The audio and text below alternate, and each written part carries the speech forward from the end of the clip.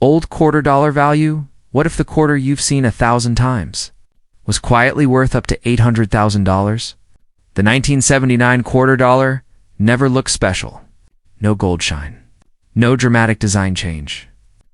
Just another coin passed from hand to hand, day after day. Gas stations. Grocery stores. Loose change in pockets across America, and that's exactly why it was ignored. But years later, collectors began noticing something strange. Certain 1979 quarters didn't behave like the others. Subtle differences. Unusual characteristics. Details so small that most people never thought to look twice. At first, the idea sounded impossible. How could a modern quarter, a coin still remembered by millions, carry serious value? But history doesn't care about assumptions today. A very small number of 1979 quarter dollars are being quietly examined, discussed, and debated in collector circles, with some examples linked to valuations, reaching hundreds of thousands of dollars. And here's the part that matters most. Many of these coins were never pulled from circulation. They were spent, saved accidentally, forgotten in jars, drawers, and old collections. Which means one thing. Someone watching this video, right now, could already own one without realizing it. On Old Quarter Dollar Value, we don't chase hype. We uncover overlooked stories hiding in everyday coins. In this episode, we're diving deep into the 1979 quarter dollar, why collectors are paying attention, what separates an ordinary coin from a potential discovery, and why this coin's story is far from finished. So don't scroll away. Don't assume it's just spare change, because sometimes the most valuable coins are the ones nobody thought to question. Welcome to Old Quarter Dollar Value, where small change reveals big secrets. As we move deeper into the story of the 1979 quarter dollar, one thing becomes clear almost immediately. This coin's mystery isn't loud, it's subtle. When the U.S. Mint released quarters in 1979, production numbers were high. Millions were struck, circulated, and spent without a second thought. On paper, nothing about the year suggested rarity, and that's exactly what makes this story so unusual. Because decades later, collectors began noticing that not all 1979 quarters tell the same story. Under magnification. Some examples reveal differences that don't appear randomly. The spacing between letters, the sharpness of certain design elements, the way light reflects off the surface. These aren't signs of wear, they're signs of how the coin was born. Experts point to the reality of late 1970s minting conditions. Dies were used longer. Machines were pushed harder. Adjustments were sometimes made without detailed public records. In rare moments, coins were struck during brief windows when alignment, pressure, or tooling was slightly off. Most of those coins blended into circulation unnoticed, but a very small number survived, and those are the coins now raising serious questions. What makes certain 1979 quarters so intriguing is consistency. The same anomalies appearing on coins found in different locations by different collectors, years apart. That consistency suggests origin. It's not coincidence. Some specialists believe a limited batch may have been struck during a short, undocumented transition phase, a moment when dies were changed or recalibrated.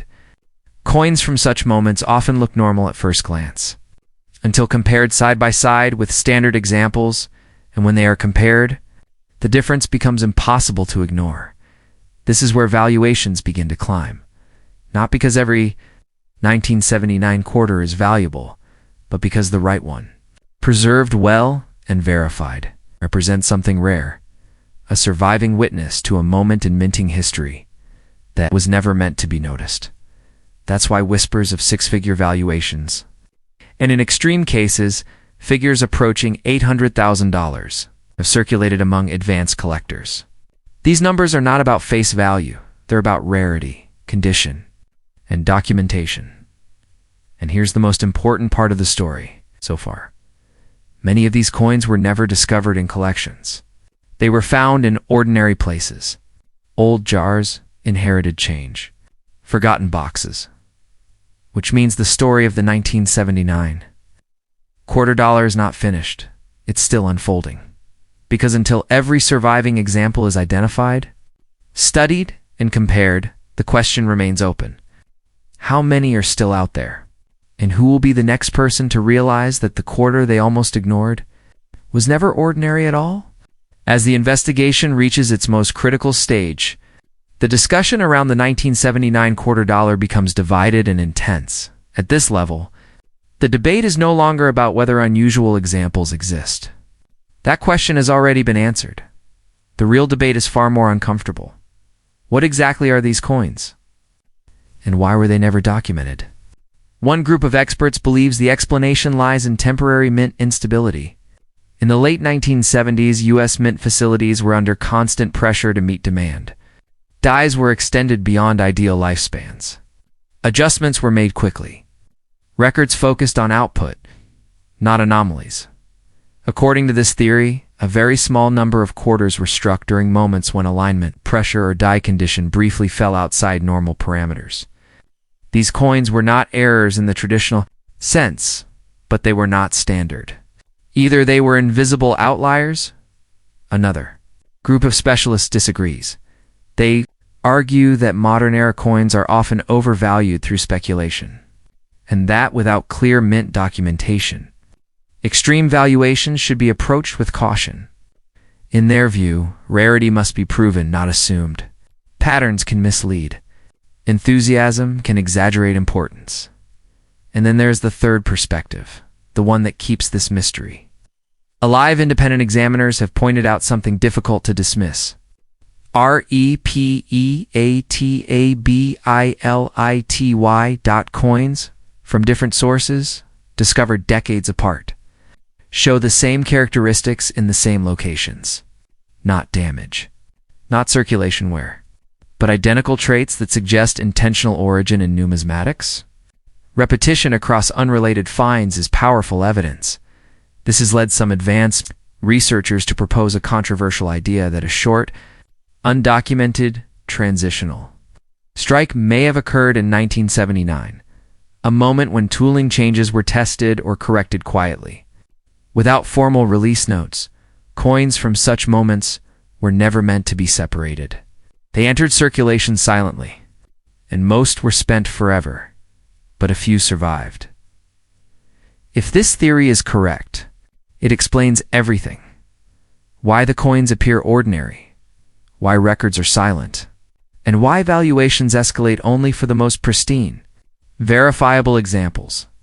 This is how modern numismatic mysteries are born, not with headlines, but with questions.